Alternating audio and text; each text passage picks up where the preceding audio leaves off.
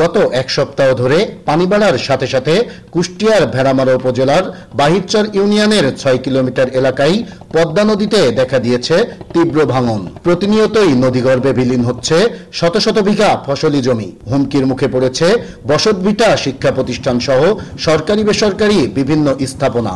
শেষ সম্বলটুকু হারানোর ভয়ে চরম আতঙ্ক আর অনিশ্চয়তায় দিন কাটাচ্ছে নদীপাড়ের মানুষ।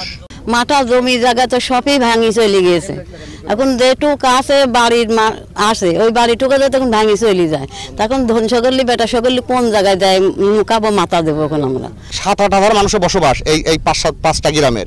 এই গ্রামের মানুষ যদি আপাতত আগামী ৭ দিনের ভিতরে জিও ব্যাগ দিয়ে এই ভাঙন প্রতিরোধ করতে হবে। কৃষি প্রধান এই অঞ্চলের অধিকাংশ ফসলি জমি বিলীন হয়েছে নদীগর্ভে। ভিটে বাড়িও পড়েছে পদ্মার আগ্রাসনের মুখে। শেষ সম্বলটুকু বাঁচাতে মানববন্ধন সহ বিভিন্ন কর্মসূচি করেও মিলছে না কোনো প্রতিকার। তাই নদী ভাঙন রোধে সরকারের কাছে দ্রুত ব্যবস্থা নেওয়ার দাবি তাদের।